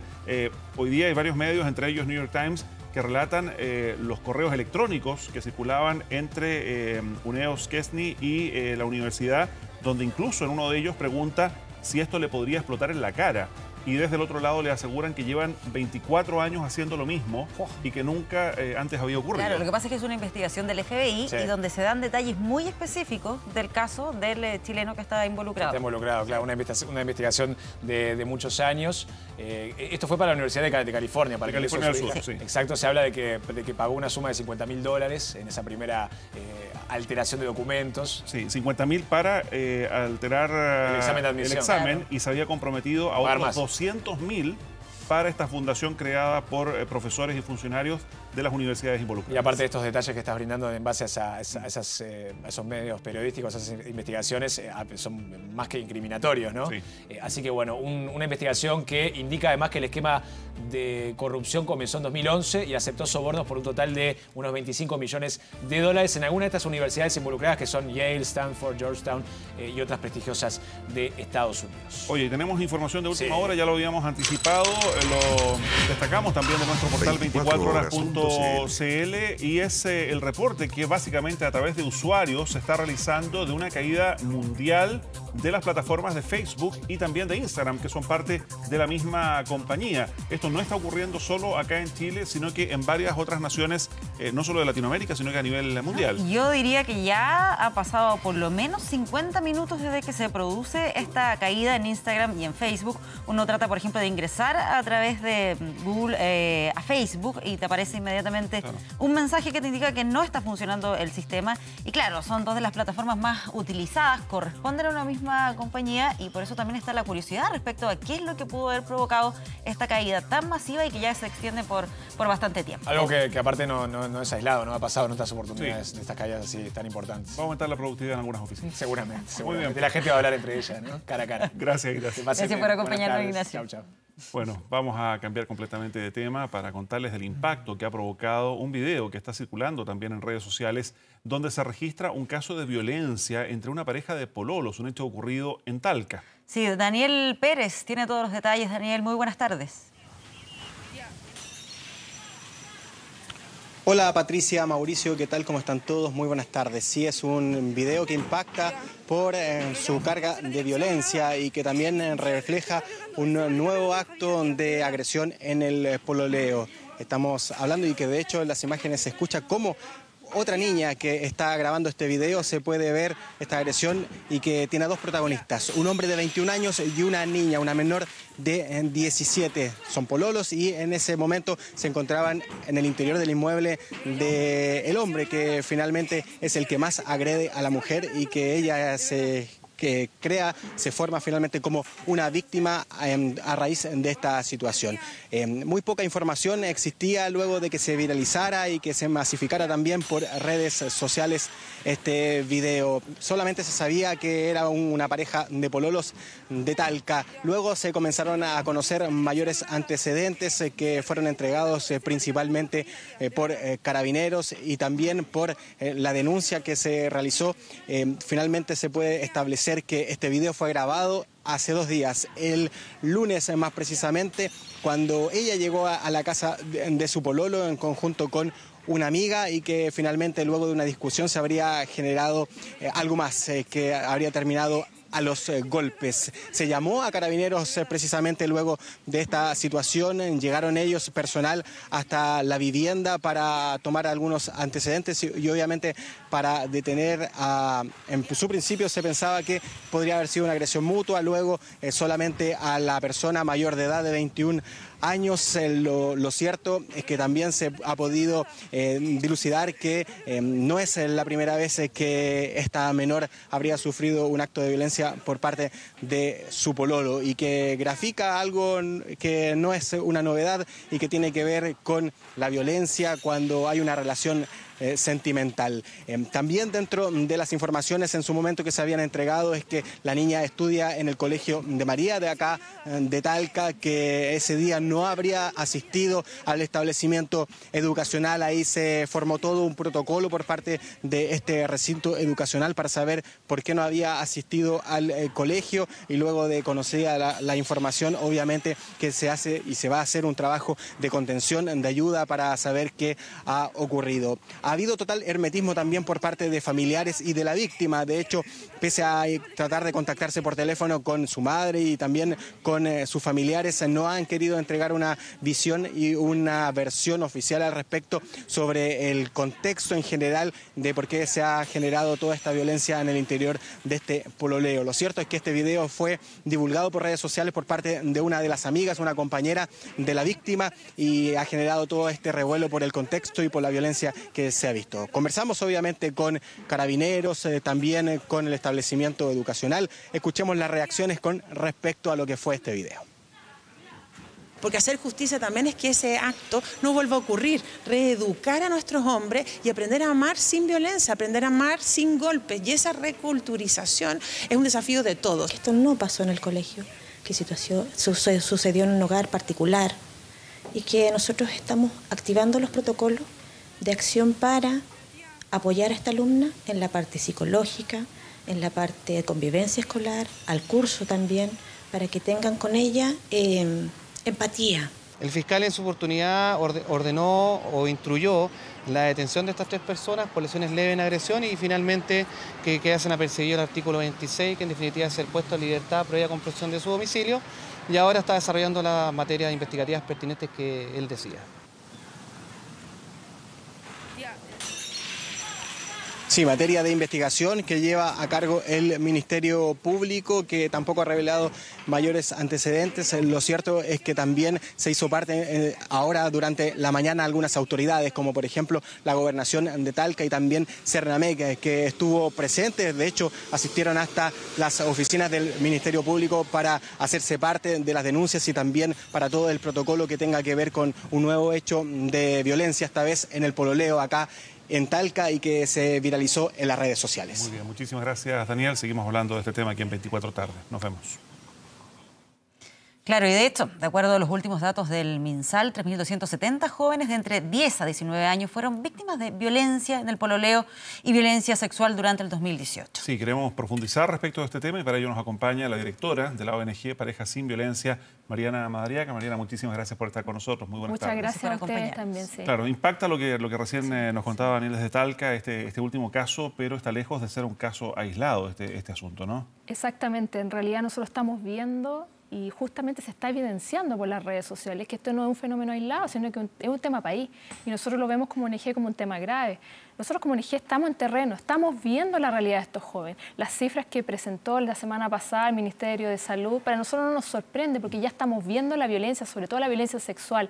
Hay un dato no menor, es la violencia sexual ya no es los adolescentes, estamos hablando de los preadolescentes, los chicos que van entre 10 a 14 años. Eso nos tiene bastante preocupados y ocupados también, porque en realidad nos señala el camino a seguir como ONG, que tenemos que seguir con estos programas de prevención y pensando en los chicos menores de 14 años. Cuando se trata la temática de la violencia intrafamiliar, ¿puede ser que el tema del pololeo quede en un segundo plano, que no se considere? Lo digo también tomando en cuenta lo que pasa con nuestra normativa. Por ejemplo, en el caso de un femicidio no se considera cuando la muerte ha sido provocada por un pololo. Así es, se ha dejado de lado principalmente porque las parejas de pololos se ven como parejas que son informales, que no hay una relación más bien establecida. Entonces eso obviamente ha hecho que la política pública se haya concentrado más en ver el tema de la violencia intrafamiliar, dejando de lado la violencia en el pololeo, que es un factor para nosotros, pero importantísimo en el combate del femicidio. Bueno, ¿y qué pasa en la normativa? Porque está la ley Gabriela. Exacto.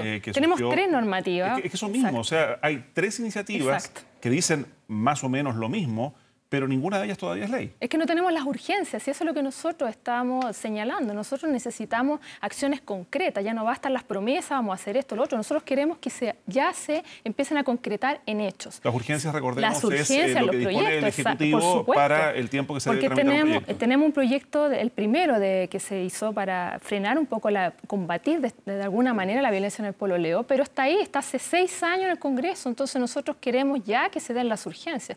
Creemos que ya están las cifras, que a veces se necesita un poco de cifras para poder evidenciar quizá que es realmente un tema grave, pero nosotros necesitamos que se dé la urgencia y eso es lo que no estamos viendo. Ahora hay un compromiso del Ejecutivo, la semana pasada lo hizo, que iba a dar esta urgencia, pero nosotros estamos esperando, queremos saber cuándo lo va a hacer y que ya lo haga. Sí, bueno, aparte de lo que tiene que ver con la normativa, ¿qué es lo que pasa puntualmente en estas edades de pololeo? Tal vez adolescentes, jóvenes. Lo digo porque también puede ser algo que va a marcar en el futuro el modo de relacionarse con una pareja de acuerdo a lo que les toque vivir en el pololeo. Por supuesto, mira, en realidad las parejas de pololo, son estudios que se hacen a nivel internacional, o sea, las parejas de pololo que siguen juntos terminan en violencia intrafamiliar. Nosotros por eso que estamos trabajando con los pololos, porque son como las primeras etapas donde se parte como esta violencia en la pareja. Eso es bien importante, perdón, o sea, está entiendo demostrado, de hecho recordemos que TVN participó, fue parte de una de las campañas, de las muchas campañas que se han hecho contra la violencia en el pololeo, y esto tiene una serie de etapas que están ya claramente identificadas. Esto puede partir por la violencia verbal, por insultarse mutuamente. Que la violencia psicológica. Hay que estar atentos. Claro, o sea, hay señales como, por ejemplo, son las primeras manifestaciones de control y poder sobre el otro. Yo tengo propiedad sobre ti, por lo tanto, yo hago lo que yo quiero. ¿Eso contigo. en qué se traduce? Por Eso ejemplo, pedir las contraseñas. Exacto, pedir la contraseña, se traduce en el control de la manera de ser, la manera de vestir, con quién se junta, con quién puede, para dónde va. O sea, hay todo un método de control detrás de eso y que tiene que ver con la violencia psicológica. Lo que pasa es que los chicos no comprenden que eso es violencia. Ellos creen que la violencia parte con el primer golpe. Incluso que se puede confundir tal vez con cariño. En realidad está preocupado de mí y por eso me pregunta todo este tipo de cosas. Ahora, un dato número, yo quisiera aclararlo, escuchando acá la declaración en el video, que los colegios están actuando cuando ya se concretan los hechos. No estamos anticipándonos. Y es el mensaje que nosotros damos como ONG de ir a hacer prevención. ¿Y dónde? En los colegios, pero hacer una prevención permanente. Si no sacamos nada a conseguir con campaña 1 o 2 veces al año, nosotros necesitamos campaña diaria, necesitamos hacer un cambio. ¿Qué es prevención? O sea, probablemente hoy día partir en los primeros papás, ciclos, mamás, exacto. también directores de diferentes centros educacionales. ¿Cuál es una buena campaña de prevención? ¿Es solo hablar del tema o ya hay herramientas, hay programas que permiten anticiparse a estos hechos? Mira, en realidad nosotros estamos aplicando algunas herramientas, como por ejemplo talleres preventivos, que tiene que ver con la participación del propio estudiante. No basta con ir a hacer una charla a un colegio, que es lo que ha estado pasando hoy en día. Hay muchos que hacen charlas, pero ellos necesitan también contar, porque en realidad es lo que va quedando fuera, ¿te fijas? Y los colegios se tienen que ir anticipando, no tienen que esperar a que tengan un grupo de personas que están bajo un círculo de violencia, sino que ellos tienen que partir de los primeros ciclos. ¿Cómo? Fomentando la tolerancia y respeto entre los chicos. ¿Cómo? Enseñando la resolución de los conflictos de manera asertiva, que es lo que está faltando. Hoy en día los problemas, y recién lo hablaba con una persona aquí fuera, se están resolviendo a golpe. Entonces nosotros necesitamos empezar a establecer desde las primeras edades, yo te digo del ciclo primario, el primer ciclo que se le dice, partir con esas enseñanzas. O sea, es la única abordar manera. el tema de la violencia y abordarlo de manera más integral. Solo una duda, por lo que escuchábamos en el reporte previo, una persona ahí mencionaba lo que tiene que ver con reeducar a los hombres. ¿Cuál es el trabajo que también se puede realizar en ese sentido? Lo que pasa es que nosotros cuando hablamos de talleres preventivos no solamente hablamos de educar a las mujeres, que eso es lo que se está haciendo. Todas las campañas van dirigidas, de hecho, hacia la mujer. Nosotros como ONG estamos dirigiendo nuestras campañas a los varones, le estamos hablando a ellos también. Eso es lo que se necesita, hacer campañas más integrales que los incluyan, porque lo han estado dejando afuera. Nosotros creemos que ese es un paso importante, por eso esta educación que se tiene que fomentar en los colegios tiene que ser pensando en ambos, o sea, no dejando un grupo fuera. Sí, algunas herramientas están en el sitio web de ustedes, Por supuesto, parejasinviolencia.cl. Sí. Integrar también a los padres este discurso. La semana pasada nosotros estamos recibiendo ya en la ONG consultas de los propios padres que nos piden, oye, ¿qué podemos hacer? Entréguennos alguna herramienta para poder nosotros detectar y cómo nosotros poder también acercarnos un poco más a nuestros hijos, porque ahí está fallando la comunicación. Muy bien, pues Mariana Madariaga, muchísimas gracias por acompañarnos. Gracias a ustedes por tratar el tema. Muchas gracias. Ya son las 2 de la tarde con 32 minutos. Momento de hacer una pausa. Regresamos de inmediato con más noticias.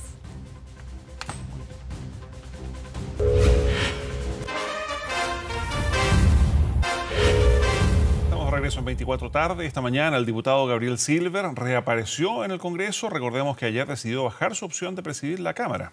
Sí, esto luego de una denuncia anónima de maltrato. Antonio Ruiz tiene todos los detalles. Antonio, muy buenas tardes.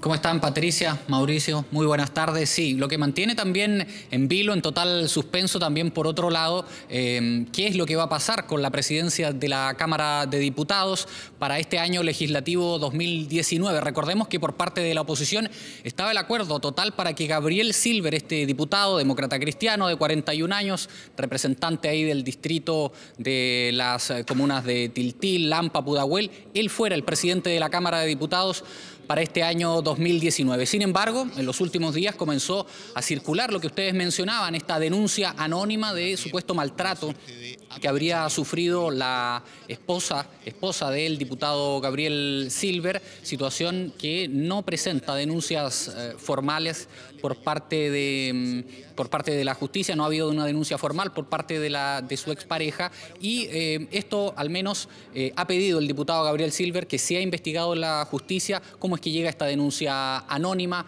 que al menos en lo político tuvo efectos importantes porque finalmente él ayer declina de su intención la opción de que él pudiera presidir la Cámara de Diputados durante este año legislativo 2019. En total calma llegó durante esta mañana al Congreso, no fue posible verlo durante la jornada de ayer, sí lo hizo hoy día, tomó la palabra ante los medios de comunicación. Esto fue lo que nos dijo. Está todo efectivamente bajo el anonimato de una persona que no tiene rostro. Como he señalado, es el peor de los mundos a la hora que uno enfrenta esta encrucijada. Pero bien, es parte de la vida. Yo preferí, obviamente, dejar en libertad a mi bancada. Sí, ha dejado en libertad a su bancada, a la Democracia Cristiana, quien tiene entre hoy día y mañana, ese parece el plazo autoimpuesto para poder buscar un nombre que sea presentado para presidir la Cámara durante este periodo legislativo 2019. El próximo día martes debe jurar ya la nueva testera para este año legislativo 2019. Surgen nombres como por ejemplo el del diputado de la DC, Víctor Torres, quien fue consultado también por esta posibilidad durante la mañana y también por parte de los demás sectores políticos. La verdad hubo respaldo en este caso por ser esta una denuncia anónima de la que no se tienen mayores antecedentes y de la que restó crédito la propia expareja del diputado Gabriel Silver. Pasemos a escuchar lo que hubo reacciones también durante esta mañana aquí en el Congreso. Uno puede agradecer los respaldos que se puedan recibir respecto a esta materia, pero la Democracia Cristiana primero es quien tiene que definir el cupo, digamos, tal cual como lo establece el acuerdo administrativo y serán los mecanismos que fije la bancada, aquellos que se deben respetar para poder establecer el nombre. Y aún hay tiempo para poder salir adelante, digamos, con esta situación. Es evidente que uno jamás va a apoyar a alguien que pudiera estar acusado con antecedentes reales, creíbles, de agredir a una mujer. En el caso de lo que ha sucedido con el diputado Silver, yo lamento muchísimo la situación, porque aquí se trata de anónimos que no tienen antecedentes concretos, que no son respaldados por nadie específico, que al revés, vemos la actitud de su cónyuge ayer, que es bien distinta de lo que ahí se denuncia, y por lo tanto, en lo personal, solidarizo con el diputado Silver. En lo político, entonces, la Democracia Cristiana, la verdad, da vuelta a la página. No va a ser el diputado Gabriel Silver quien va a presidir la Cámara en este año legislativo 2019. Se buscan nombres, ya está dicho, el próximo martes entonces debe jurar la nueva testera. En este caso, en el Senado, por ejemplo, la situación ya está resuelta. Recordemos que Jaime Quintana ayer asumió como el presidente del Senado. Suspenso entonces por ahora aquí en la Cámara de Diputados. Muy bien, Antonio, muchísimas gracias. Buenas tardes. Que estén bien, buenas tardes. Bueno, y en el marco del cierre del polémico Centro de Administración Directa de Playa Ancha en Valparaíso, el presidente Piñera se refirió al proyecto que busca disminuir la edad para permitir los controles de identidad. Vamos con Valentina Reyes, que nos tiene más detalles a esta hora. Valentina, buenas tardes. Hola, ¿cómo están? Muy buenas tardes. Y a través de su cuenta Twitter, el presidente Sebastián Piñera especificó que el proyecto del gobierno va a buscar que el control de identidad se realice a partir de los 14 años, ya sea con carnet de identidad, huella dactilar o también registrando mochilas o automóviles si es que se considera necesario. Como ustedes lo decían, este anuncio lo hizo el presidente en el marco del cierre del CREAT Playa Ancha, algo que ya había anunciado el presidente Sebastián Piñera y que se enmarca en los cambios que se están realizando al Sename. Se están cambiando estos CREAT, estos modelos que usaba el Sename por residencias familiares. Vamos a revisar de inmediato lo que dijo el presidente sobre el proyecto de ley del control preventivo de identidad. Vamos a enviar al Congreso en los próximos días, que es una ley que fortalece el control preventivo de identidad. Y este es un instrumento que permite a las policías actuar con mayor eficacia. De hecho, los propios policías lo han pedido permanentemente. Pero además, porque por ser la primera preocupación de todos los chilenos, es la primera prioridad de nuestro gobierno. Y por tanto, como responsable de la seguridad ciudadana, como gobierno tenemos que ejercer todas las atribuciones y utilizar todos los instrumentos para ser eficaces en darle a las familias chilenas mayor seguridad, mayor paz y mayor tranquilidad. Bien, ahí estaba entonces el anuncio. Recordemos que esta semana había sido materia de debate. El gobierno estaba entre rebajar la edad del control de identidad entre los 14 y los 16 años. Finalmente se cierran 14 años. Queda ahora este proyecto en manos del debate que se vaya a dar en el Congreso. Y volviendo al cierre del CREAT de Playa Ancha, mencionar solamente que ahí vivieron hasta 120 niños. El 26 de febrero ya se fueron los últimos residentes y este CREAT fue reemplazado por 4 residencias familiares. Esto se seguirá aplicando a lo largo del país. Pero revisemos una actividad que tuvo más temprano el presidente Sebastián Piñera aquí en el Palacio de la Moneda. Se reunió con representantes de las pymes para explicarles su proyecto de modernización tributaria que tiene que pasar por el Congreso, donde se debe hablar sobre votar la idea de legislar o no. Y el presidente hizo un llamado al Congreso a que apruebe la idea de legislar. Justamente, bueno, escuchábamos al presidente Sebastián Piñera cuando se encontró con los empresarios. Él pedía que la próxima vez existan más mujeres ahí en la mesa de reunión porque había pocas mujeres representantes del mundo de las pymes. Así que solicitó eso a las pymes. No sé si tenemos ese ambiente del presidente Sebastián Piñera para revisarlo. Yo espero que la próxima vez que nos reunamos tengamos más mujeres sentados en la mesa de los pymes. ¿Está de acuerdo usted? Totalmente de acuerdo, presidente. Que necesitamos una legislación tributaria que promueva el crecimiento, el empleo, los salarios, la inversión, la innovación y el emprendimiento. Porque eso es lo que nos va a permitir dar un gran salto adelante. Que este proyecto de modernización tributaria significa un gran alivio tributario para las pymes, pero también saca de encima una enorme carga burocrática. Porque este proyecto establece un mejor equilibrio entre los contribuyentes y el Servicio de Impuestos Internos, al establecer el defensor del contribuyente. Bien, varios temas pendientes entonces para revisar en el Congreso, proyecto de modernización tributaria y también lo que pasa con el control preventivo de identidad. Mauricio, Pati. Bien. Valentina Reyes, muchas gracias por esta información. Buenas tardes. Gracias, Valentina. Buenas tardes. Nos vamos rápidamente a una pausa. En instantes estamos de regreso con más noticias.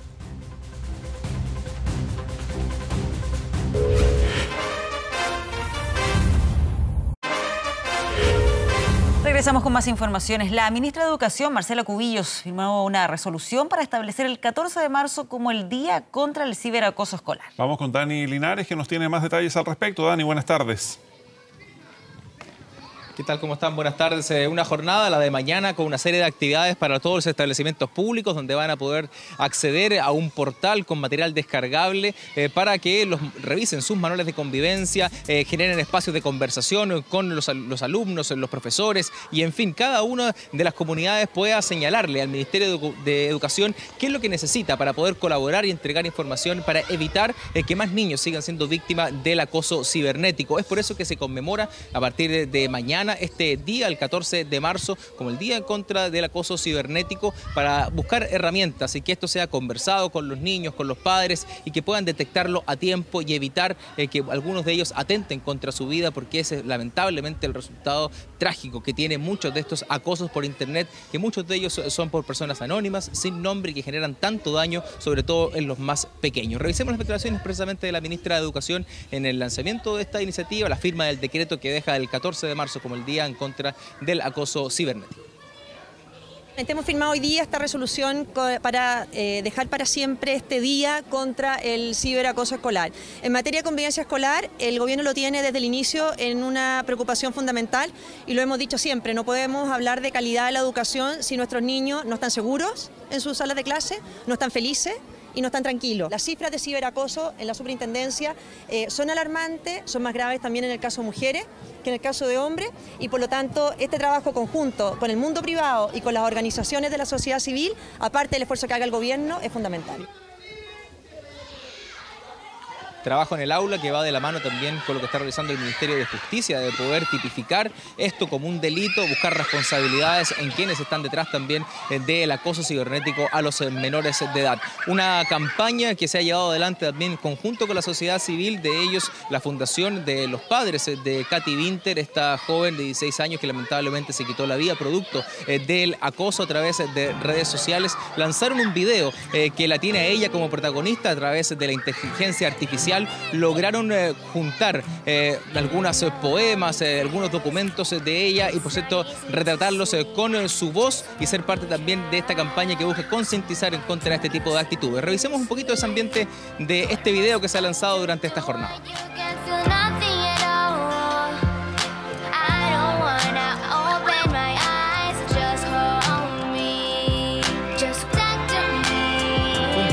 Recopilación de sus datos personales, de cosas que pudieron encontrar en su habitación, que lograron finalmente traspasarlos en esta canción que para la Fundación busca también ser un himno de estar en contra del acoso cibernético.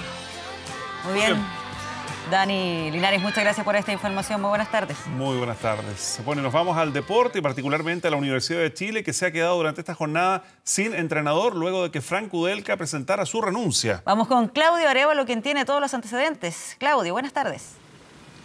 ¿Qué tal, Pati? Hola, Mauricio, ¿cómo les va? Estamos acá en el Centro Deportivo Azul, horas después de la renuncia de Frank Darío Kudelka como técnico de la Universidad de Chile. Una medida algo sorpresiva para el plantel, al menos no tan inesperada justamente por los resultados realizados hasta el momento en el torneo nacional por el técnico cordobés que decíamos presentó su carta de renuncia a la dirigencia. De momento, mientras vemos las imágenes en vivo del Centro Deportivo Azul, se espera la llegada de el presidente de Azul Azul, Carlos Heller, para ya oficializar la salida del técnico cordobés que alcanzó un 61% de rendimiento como técnico de la Universidad de Chile. Menos de un año de contrato para el técnico que finalmente dice basta, no más. Se especula que la salida que habría, o que el factor que habría detonado justamente la salida del técnico argentino habría sido los rumores de que la dirigencia de Azul Azul estaba negociando con otro técnico, específicamente con el uruguayo Alfredo Arias, ex entrenador de Santiago Wanderers, para que tomara justamente el cargo y sucediera a Frank Darío Kudelka. El plantel, los referentes del equipo de la Universidad de Chile, específicamente Johnny Herrera, Jan Boseyur y Matías Rodríguez, intentaron detener esta salida intempestiva, sorpresiva del técnico cordobés. Lamentablemente no lo consiguieron y finalmente presenta su renuncia Frank Darío Kudelka. Escuchemos declaraciones de los capitanes, de los pilares de este plantel, de Johnny Herrera y Jan Boseyur, quienes lamentaron esta renuncia sorpresiva de Frank Darío Kudelka. Cayó como balde de agua fría. Y hoy de golpe y porrazo nos enteramos que el profe se va. Tengo entendido que en parte es renuncia a él. Media renuncia a este tipo, media obligada. Pero él fue una persona muy digna y prefirió, prefirió irse antes de que lo echaran pescando. No pudimos graficar ni plasmar lo que él nos transmitía en los entrenamientos, eso llevarlo a los partidos y creo que en eso estamos al debe, pero sí sentíamos que podíamos revertir aún la situación. Ahí estaban las palabras de los referentes del plantel azul a propósito de esta renuncia sorpresiva de Frank Darío Kudelka. Lo decíamos, tiene que llegar Carlos Heller para así oficializar la salida del técnico cordobés, que lamentablemente no pudo continuar un proyecto que comenzaba bien tras la llegada de 10 jugadores, pero que a propósito de los resultados y de este rumor de la negociación con otro técnico, finalmente catapultó y finiquitó su salida de la Universidad de Chile. Sí, feo en todo caso, si se confirma aquello, Claudio, que estén conversando ya con otro entrenador mientras Kudelka seguía en funciones. Seguimos en contacto, más antecedentes durante la tarde. Nos vemos. Chao, chao. Gracias, Claudio. Bueno, y de esta manera ya estamos llegando al final de esta revisión de noticias. Muchísimas gracias por acompañarnos. Hay mucho más, como siempre, a través de nuestro canal 24 horas. Buenas tardes. Muy bien.